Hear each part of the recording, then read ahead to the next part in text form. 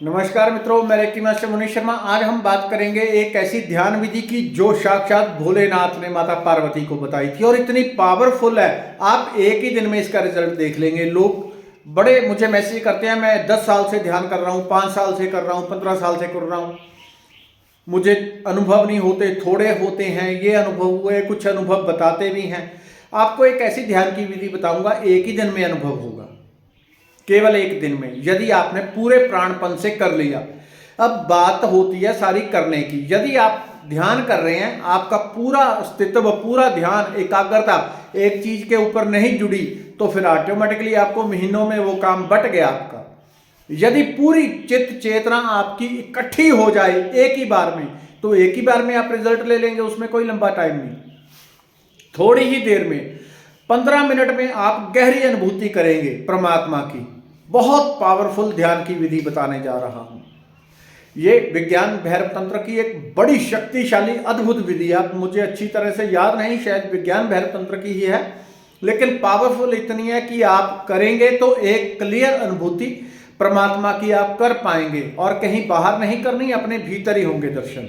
रोआ रोआ जब प्रफुल्लित होता है तब पता चलता है। बैकुंठ की अनुभूति करेंगे। बैकुंठ अर्थात, बैकुंठ आप क्या समझते हैं, लोग समझते हैं, हमारा यही समझने का तरीका होता है। बैकुंठ यानी कि कोई खास स्थान जहां पे भगवान विष्णु वास करते हैं। बैकुंठ हर चीज के नाम में उसका रहस्य छुपा होता है। बैकुंठ जहां पे कुंठाएं समाप्त हो गई, क्रोध, लोभ, मोह, ईर्ष्या, जलन, द्वेष, जितने भी नकारात्मक भाव है वो समाप्त हो गए, वहां पे बैकुंठ। या जिस व्यक्ति के ये सारे नकारात्मक भाव समाप्त हो गए, वो बैकुंठ का अधिकारी, वो नारायण के लोक का अधिकारी हो गया। तो बैकुंठ का अधिकारी व्यक्ति यहीं पे इस मंत्र के द्वारा, जो छोटा सा मंत्र बताऊंगा, अति पावरफुल, 15-20 मिनट करेंगे, क्लियर उसकी अनुभूति होगी। पहले इसके लिए एक शांत स्थान का देख लें, आपके पास हो तो बहुत अच्छी बात है। पूजा स्थल में जहां भी करना है, जैसी भी अवस्था में हो आप कर सकते हैं, कोई उसके लिए लाजमी नहीं है नहाना, ये वो कुछ भी ऐसा लाजमी नहीं है। लेकिन शरीर के ऊपर ढीले कपड़े होने चाहिए। टाइट कपड़ों में करेंगे तो ऊर्जा फैलती नहीं है। जब आप ध्यान करेंगे तत्काल आपका आभामंडल फैलने लगेगा, खुलने लगेगा। उसको विस्तार में अगर आपने टाइट कपड़े पहने हैं तो वो बाधा पहुंचाएंगे। टाइट कपड़ों से जब ऊर्जा टकराती है बाहर फैलने के लिए और वो बाहर अच्छी तरह से खुल नहीं पाती, तो घबराहट सी फील होगी और आप आंखें खोल लेंगे, ध्यान टूट जाएगा। ध्यान हमेशा खुले कपड़ों में। साधु संतों के आपने वेश देखे होंगे, क्यों, वो सारे खुले खुले कपड़े। कारण यही है, टाइट कपड़ों में ऊर्जा एक घबराहट पैदा करती है, जो नई आध्यात्मिक ऊर्जा पैदा होगी। कैसा भी हो, आराम से बैठ जाए, खुले थोड़े ढीले कपड़े पहन लें। और माता पार्वती से भगवान शिव ने पूछा कि मुझे ध्यान की विधि बताएं, तो उन्होंने बताया कि तुम्हें मेरी अनुभूति करनी है। कोई मानव कहीं भी हो वहीं पे मेरी अनुभूति कर सकता है। शांत होके, स्थिर होके, पूरे रोम रोम से परमात्मा को पुकारना है। कैसे कहा कि रोम रोम से पुकारना है।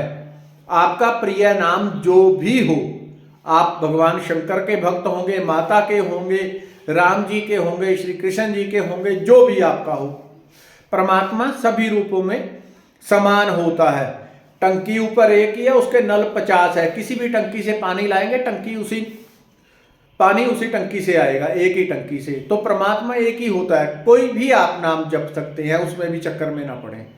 तो बैठ जाए। उन्होंने कहा कि पूरी चेतना के साथ क्या करना है, शिव शिव जपना है। पूरी चेतना के साथ, पूरे शरीर के साथ कैसे जपेंगे आप? उन्होंने कहा पूरे शरीर से, पूरी चेतना से शिव शिव जपना है। एकाग्र होकर बैठे हैं और किस प्रकार से बाहर आवाज नहीं निकलनी है, मुंह से बिल्कुल नहीं बोलना। इसमें मुंह आपका बंद रहेगा, मुंह बंद रहेगा। और जब भीतर ही भीतर आप जपना शुरू करेंगे पूरे जोर से, शिव शिव शिव शिव शिव। अब आपको बताने के लिए मैं बोल रहा हूं जरा, लेकिन आपने इसी तरह अंदर ही अंदर जाप करना है। और जाप के ऊपर आपका ध्यान कहां होना चाहिए, पूरे जोर से बोले आप, अंदर ही अंदर बोलना पूरे जोर से। और इस तरह की भावना अंदर रखनी है कि रोम रोम से मेरे एक ही शब्द निकले। राम राम जप रहे हैं तो राम राम राम राम राम राम राम राम कर, तो आप बोल के भी सकते हैं, उसमें भी कोई नुकसान नहीं। लेकिन फिर उतना जब आपके अंदर ऊर्जा जागृत होने लगेगी तो आप जोर जोर से भी चिंघाड़ने लगेंगे।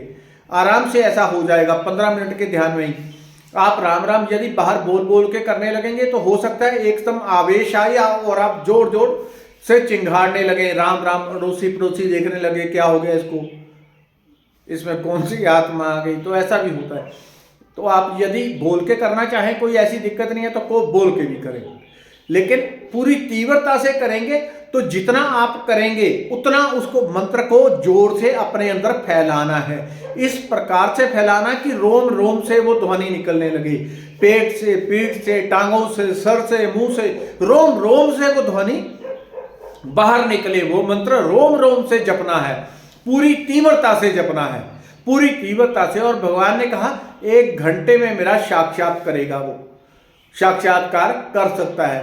पूरी तीव्रता से करना है। जब एक मंत्र को पूरी जोर से अंदर ही अंदर जपेंगे तो पूरा ध्यान उसके ऊपर एकाग्र हो जाएगा। और मैं निश्चित आपको इतनी गारंटी देता हूं, यदि आपने आधा घंटा भी कर लिया, अनुभव 100% आएगा।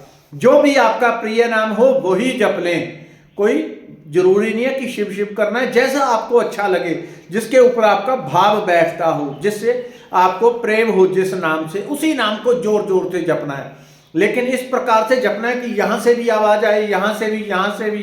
पुराने बहुत सारे ऐसी कथाएं आती हैं जिसमें भक्तों के रोम रोम से नाम निकलता है, तो रोम रोम से आपके निकलना चाहिए पूरी तीव्रता से और जोर जोर से इसका जाप करके देखें, फिर मुझे बताएं कैसा अनुभव होता है। एक बार जरूर करें, ज्यादा नहीं तो 20 मिनट ही लगा लें, बहुत है, 20 मिनट में भी क्लियर अनुभव आएगा। धन्यवाद, नमस्कार।